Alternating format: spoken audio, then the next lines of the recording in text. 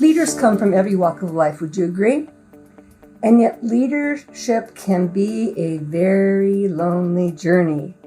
I'm delighted to have with us today Dr. Tracy Jones, and she hallmarks her own journey through her upbringing, leading to a very influential father who talked about and spoke a lot about the price of leadership. So much so that it influenced her tremendously as she went on to further her career. She's actually a U.S. Air Force graduate. She has served in combat duty. She's a decorated veteran. And when she got out, she actually came back and translated her military leadership training and education to the world of business. A unique perspective. Her company has raised, with her leadership, millions of dollars in the last 10 years to support various causes. You want to meet her. You've got to meet her. She's a delight and humorous and fun. We had such a wonderful time. So listen, learn, don't go away. She's coming up right next.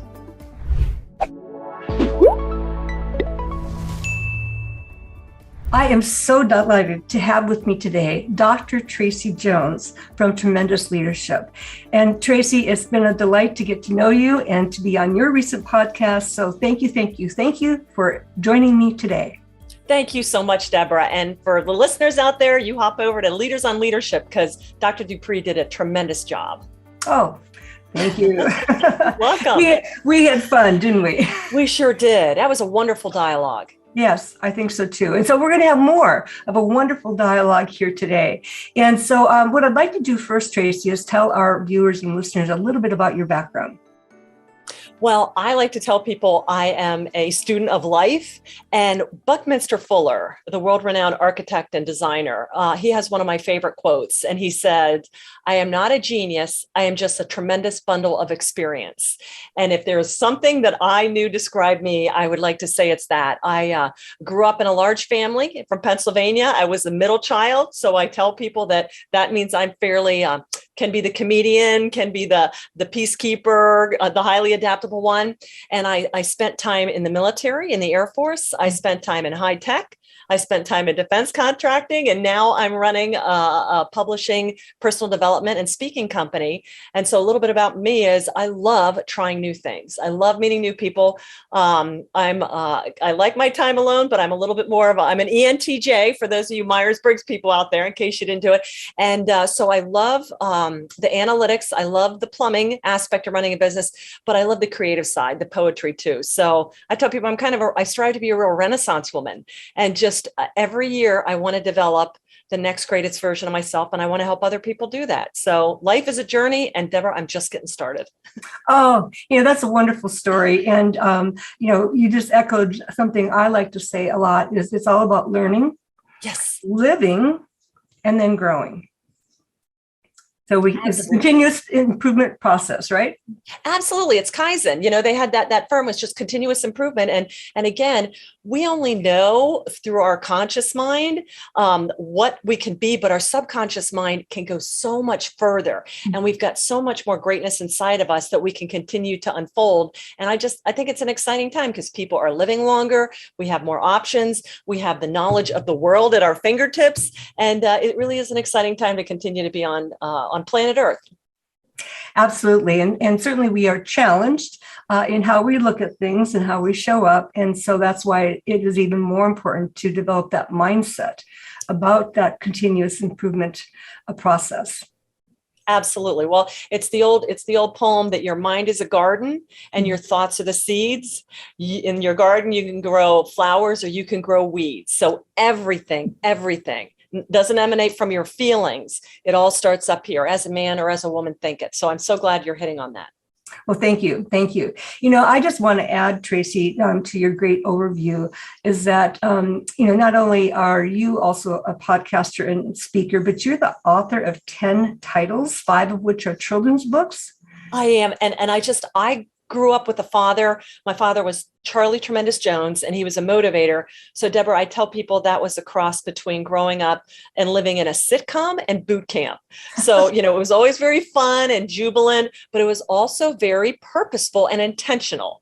And so as a child, I tell people that I think I read How to Win Friends and Influence People before the Pokey Little Puppy. It was books, books, books, more books, great books, all kinds of books. And so I always understood you teach up. And even as a child, and I joke about it, but I think I did crack How to Win Friends and Influence People as a teen. And so that's why I tell people, teach them young and teach up. And then I'm a huge animal lover and animal rights activist, and I have tons of rescues. And so my dogs and cats write books for young people, all the way from preschool all the way up to teens, on leadership, character development. Because what better teacher than a rescue dog or a cat? And so it intersects my three loves: my love of reading, my love of animals, and my love of continuous personal development.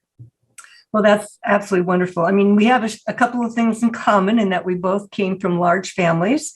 I was close to the middle, but I was 7th out of 9, so on the younger end. And so I saw a lot of, let's say, older people behavior that wasn't always pleasant to observe. So I think that's where I got my observational skills that I use so actively today. But then we also have a love for animals. And so I have you heard my dog earlier. We had 2, now we have 1, and but she's been with me for 12 years. And certainly over the last couple of years, hooked at the hip. And so it's hard to go anywhere without her. That's a great book title, Hooked at the Hip. I love that. Okay, I think I'm going to write that one down right now. Write that one down, and I know a good publisher. That is so important. And before we go on, because we are going to jump into leadership, but I just want to share with our viewers, what your book looks like. I haven't had a chance to finish all of it, but it's definitely a great read, and I can't wait to finish it. So, Spark. So I want you to tell us a little bit more about what drove this name. Sure. Well, the spark for me writing Spark was actually the result of my doctoral research, which was on the theory of self-motivation, because I had been in leadership positions since I was 14 years old, all different industries, all walks of life. And I love leadership. But as I was studying leadership for my PhD program, I thought, my goodness, you can have the greatest leader in the world, and you still have people that refuse to be led. As my father would say, you can lead a horse to water, but you can't make him drink. But you can put salt in his oats and make him thirsty. So that is what leadership is really trying to bring out, what is intrinsically in people. But what I also really honed in on was followership. We have enough about leadership.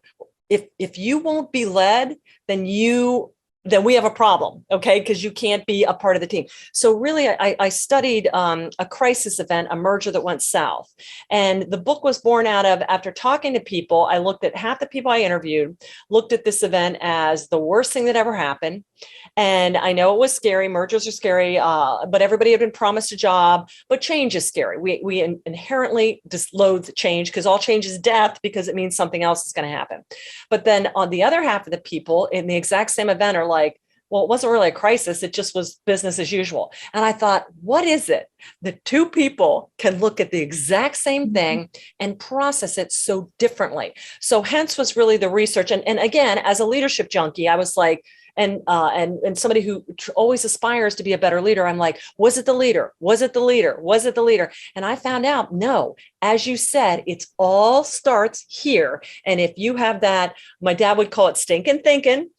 In psychology, they call it a serious neurotic personality, where you ruminate or you think the worst. Or as Zig Ziglar would say, you need a checkup from the neck up.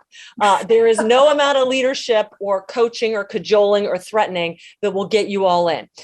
Self-motivation, there's a reason it's called self-motivation. It has to emanate from the self. So Spark was really, you've got your PhD dissertation, as you know, and it's all and by the way, Debra, PhD stands for piled high and deep. Okay, so I had my piled high and deep, but I wanted to put this in layman's terms because I was talking about everyday people. So SPARK is really the construct. It's an acronym, of course, being prior military. I love those acronyms. And SPARK stands for singularity, persistence, advocates, resources, and knowledge. So what I found in my research was the first two, the singularity and persistence, is what the individual has to bring to the table.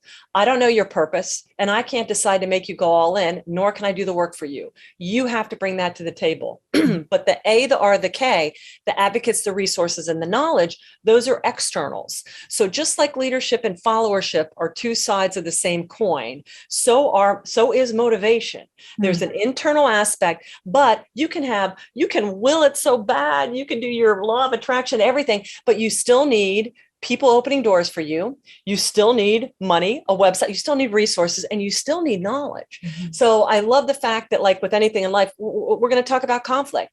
There's a duality, and you need both of them. Or the same thing is, and I'm sure, Debra, you've seen certain people that you can give them all the enabling means in the world, but unless they want to spark themselves, you're wasting time and resources and money, and it's maddening. And that's when, as leaders, we have to step away and say, it's up to you. And we have to be okay with letting people fail. We are responsible to them, but not for them. And so really the research is to let people know, no matter what you want to do in life, everything starts with that initial spark, right? Bruce Springsteen, you can't start a fire without a spark, okay?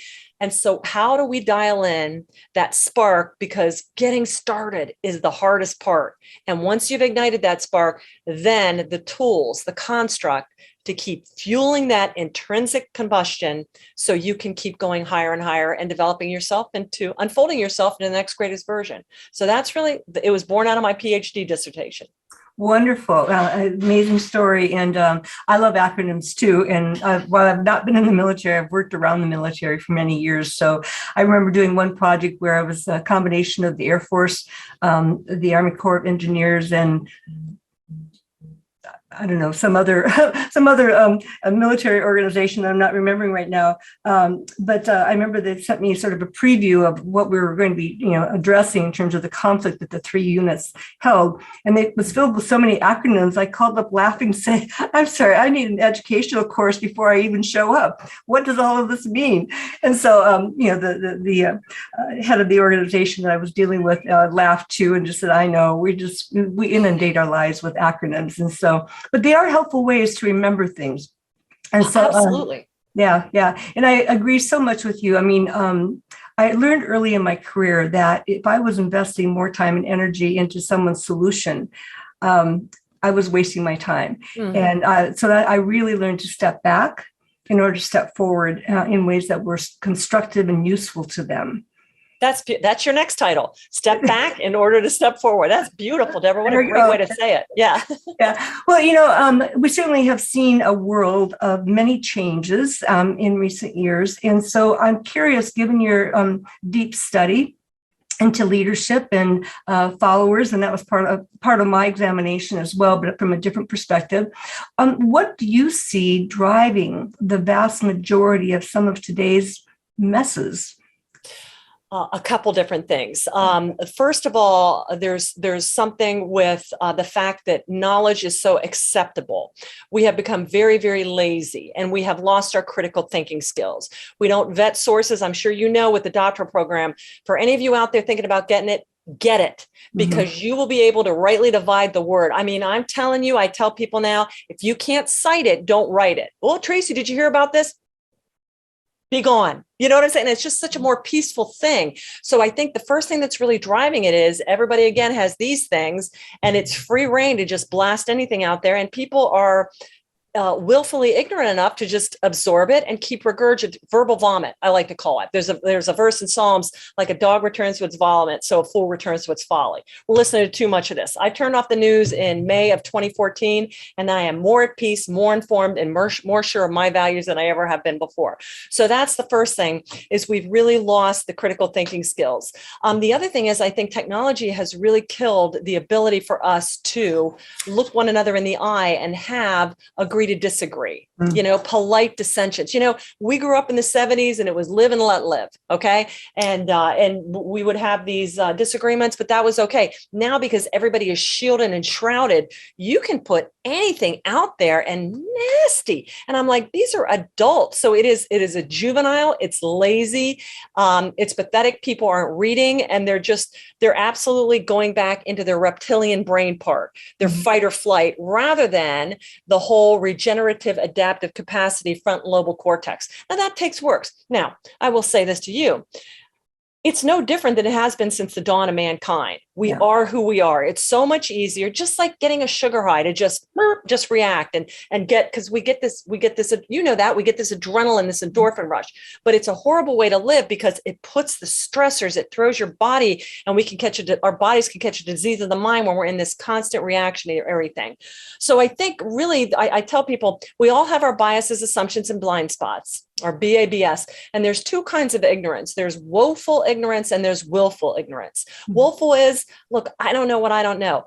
I had been in leadership for 40 years and people are like, why would you get a PhD in leadership? Because there's so much out there I don't know. I knew that there were skills that in the leadership theory, the grounded literature that I needed to know. And then there's people that are willfully ignorant. And that's where you really get the ego, the pride, the dismissiveness, the narcissism, and any of the other borderline personality disorders. And even if they're not on the DSM chart, it's just a selfishness. And I call it self-oriented behavior. They're SOBs. I'm right. You're an idiot. Shut up. I'm going to marginalize you. I'm going to censor you. I'm going to cancel you. And it is not cool. There's nothing more dismissive than not being able, don't hate, debate. And if you have to resort to that, you're no bigger than a bully on the school ground. Right. So that's where I think this is going. Now, it's always going to be there. It's always been there. It's been there 200, 500, 2,000 years ago. Our choice is to turn that off and to go and be at peace in our minds and operate it. I call it hothead, higher order thinking heads. So everybody says, oh, I can't get away from it. Yeah, you can. 16 years ago, there wasn't even YouTube. Stop it. Step away from the trash in, trash out. And so I love talking with people that have a very limited diet of trash because we get to that rarefied, beautiful era where we discuss solutions and somebody can sit there and we can completely be on different ends of the spectrum, but actually look at each other and go, thank you for sharing your worldview with me. I respect that. And so that's really what's going on. Well, I mean, you said so many things there. I'm trying to sort of pull out a few key things to sort of emphasize here. And I love all your acronyms and your colloquialisms. That's wonderful. One of the things I heard is that, there's because things are so readily out there, there is easily a tendency for personal accountability, yeah. And yet that's one thing, I'm sure you see this too, that oftentimes when I'm doing training, particularly with mid-level managers and leaders, is that people are just not accountable for their actions. And Debra, I'm sorry to interrupt, but okay, you hit on the biggest thing of all. Again, self-oriented, this is all, and that's a form of narcissism. Narcissists refuse to see that they are culpable or in any way, shape, or form own any of the issue. That's narcissism, and we've got, and it's in space. You think about Patrick Lencioni's 5 dysfunctions of a team. One of the things in there is that there has to be a team accountability before you can have a cohesive team. And the other book I love for our listeners out there is a book called Unoffendable by Brant Hansen. And it is just brilliant because it says, you're not God. You don't know somebody's motives. So shut up. Don't jump to conclusions. That's not one of the things in the Summer Olympics right now, because we would get the gold medal, myself too. When I say this to our listeners, I'm saying I fight it too. But step back, because you don't know the motive of what, and right now we are judge, jury, and we vilify and we tear people down, and we know everything about who they are, even though we will never, ever meet them again. Very scary, very stupid, and very ignorant. So I love the fact that while you're busy, policing, and we heard it with the pandemic, all the Karens, while you're busy policing everybody, you're out there in the midst of it doing stuff you shouldn't. So, but I will say to our listeners, it's something that we have to do every day. We have to get up and say, I'm going to look for the good in everybody, and I'm going to get the rest of the story. I'm going to use sense-making strategies when I hear something, because 99% of the time, what I'm looking at is not the entire story. So take your time, and like you said, and then own it. Accountable. I'm only accountable for myself. And that's why so many people are sick to death. And I had to pretty much come off of every group chat or Telegraph group I'm in, because I'm like, stop spinning around about this. You're just regurgitating this. What can you do productively about it? You're going to make yourself sick. Yes. So all I can control is myself. And if people would start with that, the world would be a very different place. Yes, absolutely. And on that note of personal accountability, and again, you said so many rich things. I like to share two things. I draw upon Stephen Covey's seek first to understand before you seek to be understood. Too quickly, we rush into a conversation, blah, blah, blah, blah, blah, trying to tell our perspective, our opinion, without even preparing the other person to engage with us. So we're catching them literally off guard. So I have a two-part communication strategy that I actively work with people on, is that you may be thinking about it, but that doesn't mean the other person is thinking about it. And so seek first to understand before you seek to be understood. But then also the power of open-ended questions. Where are you coming from? What's driving this behavior? What's your perspective? What can I learn from you? And too often leaders do not, think that they know it. They feel they have to know it all, and they can't show any, I'm not sure or whatever, but they lose an opportunity to learn from those around them and how people see things differently. And so I have a YouTube video called The 360 Perspective to help enlighten people about, it's just a different perspective. It's not right or wrong. Why are we arguing about our perspectives? We just see things differently. Absolutely. And remember, we all possess, 99% of the same DNA. We're all in this together. So it's very interesting. Two other books that kind of hit me, and you're right about Covey. There's one called QBQ, The Question Behind the Question. And I thought that, and the name of the author escapes me right now, but it was pretty much just keep asking that question and where they're coming from. Because if you don't understand the context of why somebody made that comment, you don't know where they're coming from. And that's why I really loathe when they take somebody's soundbite, the media, and they just rip it. And I'm like, and then, and I'm like, well, you've obviously never had somebody do this to you, because you can be so sanctimonious. The other one is Stephen Sample. He was the 10th president of USC. And he has a book called The Contrarian's Guide to Leadership. And he would say, as a president of a college, he'd get all these press and media people, what about this, Stephen? What about this president? What about this? And he would just step back and say, do I need to answer this right now? No, 100, we're not launching nuclear codes unless that's happening. You don't need to make a decision. And even if you are, you have to get buy-in from everybody else. Okay. We don't need to respond. We can say, well, let me look into it. But right away, people jump and they're looking to yank you into the circus. And you can just say, I'll get to it, or I'm not weighing in my grand scheme of things. Pontificating or giving you, who cares about opinions? You know what I'm saying? There's a saying in the military about what opinions in some other part of the body. You know what I'm saying? I don't really care about your opinion. I love you. But unless we're really applying this to a solution, I got mine, you got yours. So that's okay. Yeah. Well, one thing I really focus on is the words that we use, because just think about opinion versus perspective. Opinion sounds very hard, fast, and I'm going to do that. Perspective is, well, this is how I look at it. And I'm willing to change my perspective if I learn something new that seems warranted to change that perspective. Well, and my dad would always say in line of that, there can be no communication without identification. So if you use these nasty words, and like you said, opinionated, nasty words, no one's going to want to communicate with you, because you've already judged the person. But if you can identify with them, like you did when you introduced me, here's our areas of intersection, as if they weren't, we already knew there were many. But for the listeners out there, they understand how we're threaded together. And then when I know that we have some shared experiences or shared values, a value congruence, boy, then a spoonful of congruence helps the medicine go down. Then I'm like, well, let me listen to Debra, because you know what? I may come out of this different, but no communication without identification. So for the leaders out there working on that, and again, everybody goes, yeah, but I do it for people, but people don't do it for me. Well, that's the price of being the more evolved of the two. You know what I'm saying? It doesn't matter. Give people grace, give people mercy. Someday they'll grow up and be as evolved and IQE as you and EQE as you. But we're typically going to be the bigger people in the organization. So just give people grace. It's a learned thing. Think of us. We were all snappy, lumpy, yucky, rusty blobs of clay before somebody took the time to help chisel us, i.e. conflict, iron sharpens iron. And we took it upon ourselves to go, I can do better than this. I shouldn't have come off like that.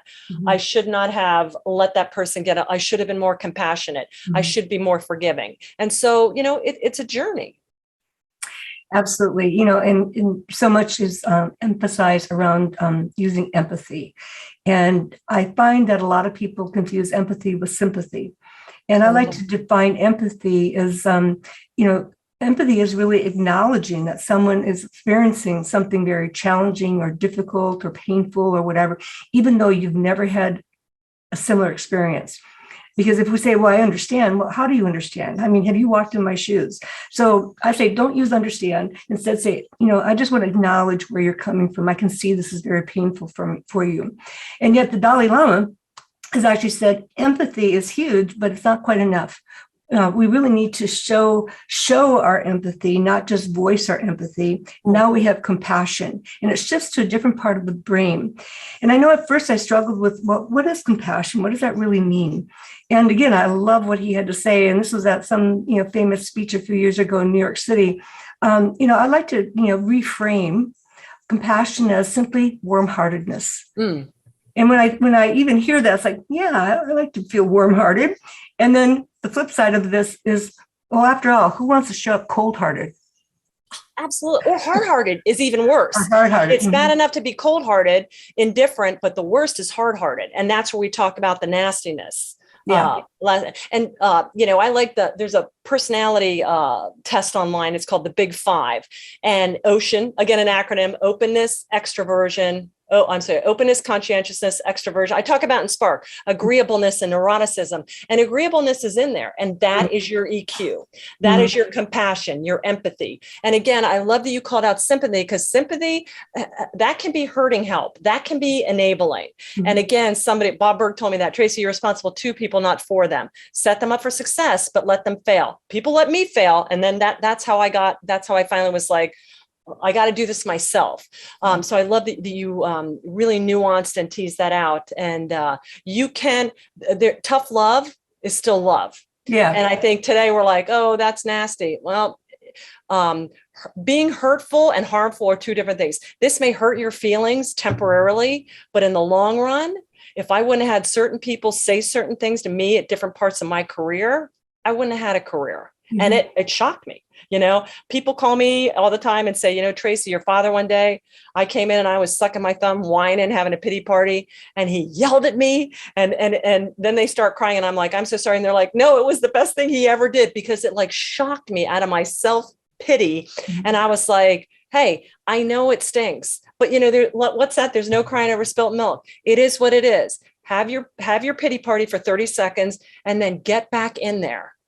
Kaiser, get back in there and don't ruminate on it, because thoughts, they launch into your synapses and then they start getting deeper and deeper and deeper. So capture that negative, that hostility, that revenge, and it all happens because we're all human, but pluck it out and replace it with something where you say, it happened, I'm getting right back in there. Yep, absolutely. And, going back to what you said, it's like, it may be hurtful, but it's always hard to hear negativity, or perceived criticism. And that's why I like to call it coaching feedback forward. You got to give to get back, feedback, but not going back to criticize what's been done. And so on that note, I'm working with a team of managers and a CEO of a financial institution.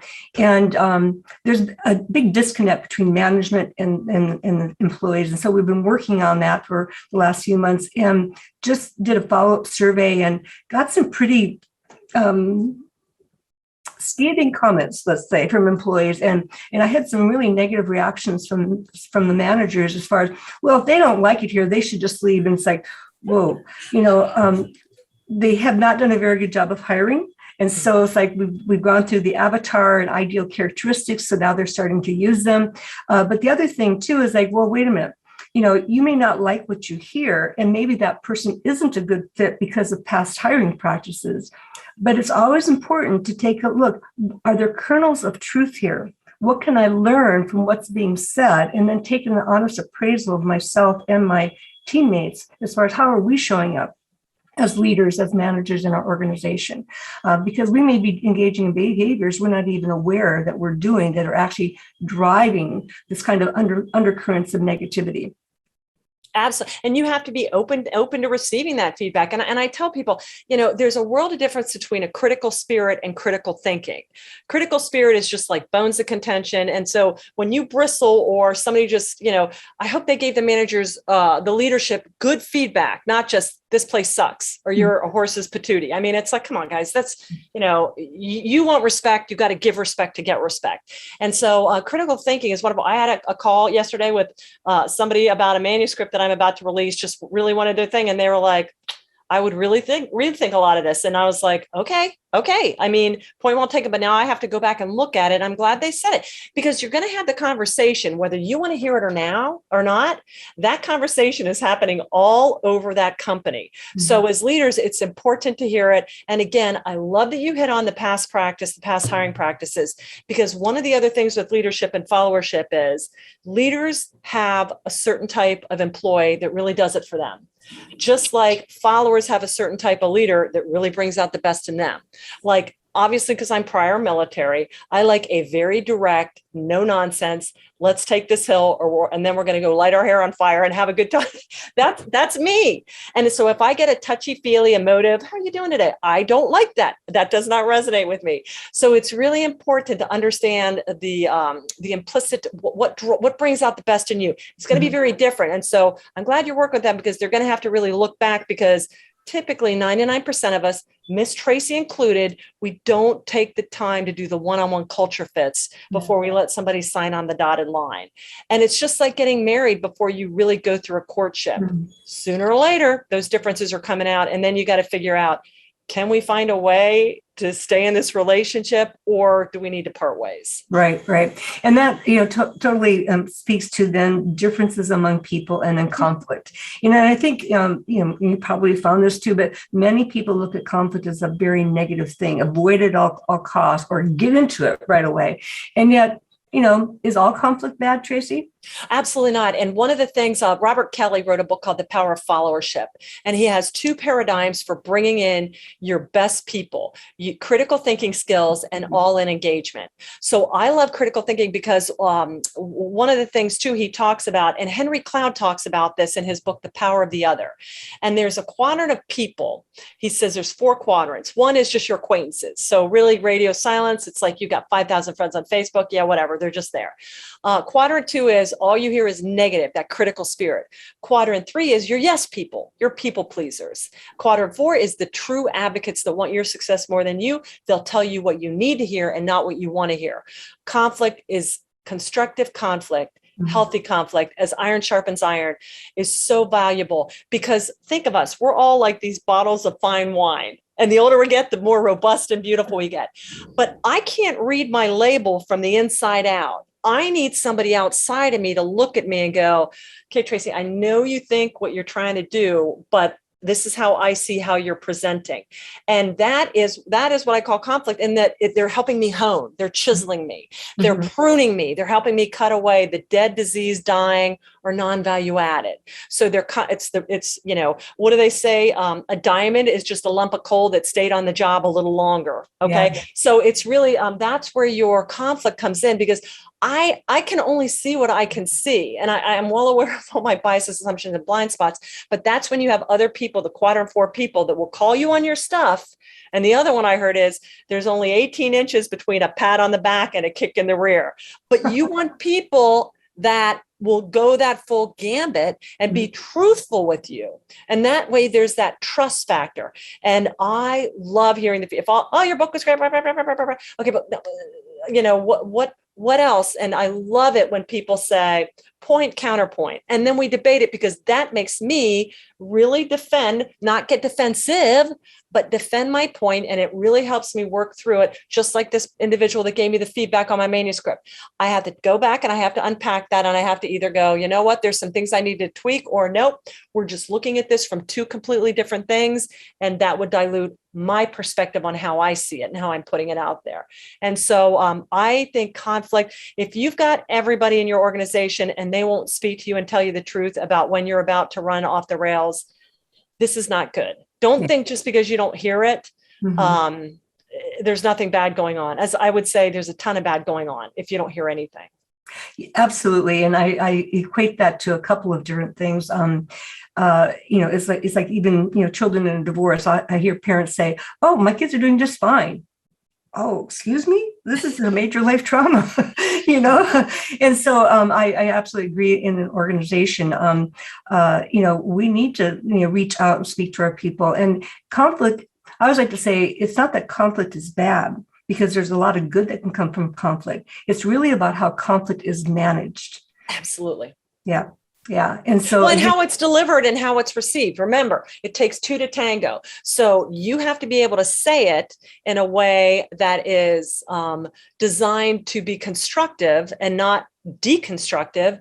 And then the other person has to be honest enough that they have the intestinal fortitude to give it to you. So just like we need to talk to our people need to talk to us. Mm-hmm. We're at the 30,000 foot level. I don't necessarily see in my day-to-day operations what's going on closer to the ground terrain.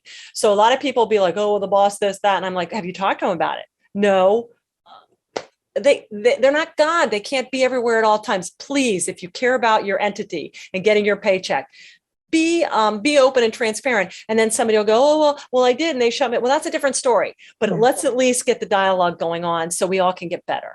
Right. And so that's what I refer to as creating a culture of psychological safety, where people feel safe enough and trust that they can speak up, not be retaliated against, not be beaten down, not be shut down, and that their voices are being heard and therefore included in the big picture of life in the organization.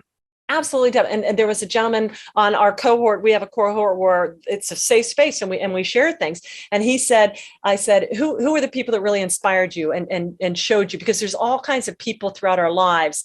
And he said it was a teacher, and the teacher, his first boss. And he said that boss gave him the freedom to act without the fear of reprisal. And I thought, but you as a leader have to hold back on the judge and jury hammer, but you as the employee need to act. Okay. And so that's why I tell them it's a dance, two sides to a tango. And just like conflict, leadership, love, there's good love, there's bad love. There's good leadership, there's bad leadership. There's good conflict, there's good charity, there's bad charity. In life, everything. There's good wars, there's bad wars. I mean, it's a duality. I tell people that's why are we even having this discussion? But it takes two to be in it. And rather than you sitting there and critiquing the boss or somebody else, look at yourself and saying, have I really used my chain? Have I really done everything that I can do? Or do I just have a hypercritical spirit and like to sit back and just lob things or put trash out on Facebook? And that's not. And someday you'll be a boss. I used to be the biggest management basher out there. And then I became management. Mm-hmm. And I'm like, well, God has given me everybody. Just like when you're a naughty kid and suddenly you have kids and they're naughty. I didn't have children, but oh my gosh, now I deal with these little know-it-alls and I'm like, oh yeah, that was me by the grace of God. And so I tell people, hey, be gentle, gentle. Yeah. Well, you're a good example of how you learned, you lived it, and then you grew from it, right? Yes, ma'am, I did. It's still growing every day.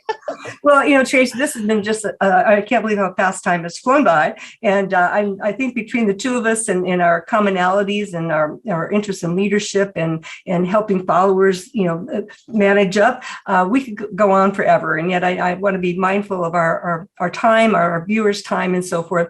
And so, we've already showed about your book. It's also in your back screen there. How can people best reach out to you and get their hands on your book, as well as if they have questions for you? Well, thank you, Deb. You can go to tremendousleadership.com. We have all kinds of books, free webinars. You can get on our email list and get 2 free weeks of ebooks. Our podcast on there where you can find the wonderful interview with Miss Deb here. And you can also go to Tracy C. Jones, Tracey C. Jones, if you want to look for my speaking, my online courses, and all that other good stuff. But I'd love to hear from you. Connect with me on LinkedIn, Tracy C. Jones, PhD. And, I tell people, you don't have to know everything, but you have to know everybody. And we've got great books and we have great resources and we have tremendous connections. And we would love to have you in the Tremendous Tribe.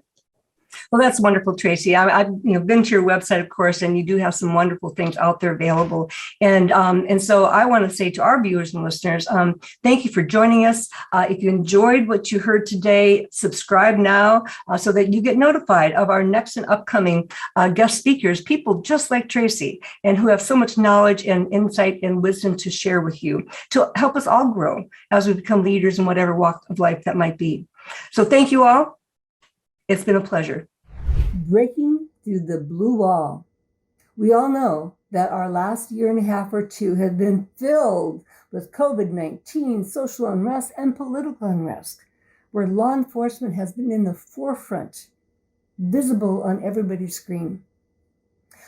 Our next DCM guest, Tom Gerling, comes to us with 37 years of experience in law enforcement and has trained and risen up through the ranks and has incredible insights for what you can gain about working with the blue wall, our trained law enforcement officers, and the mindset that they bring to difficult situations. So don't miss out. Come back and listen. Subscribe now so you are notified of our premiere release of Tom Gerling and the Blue Wall.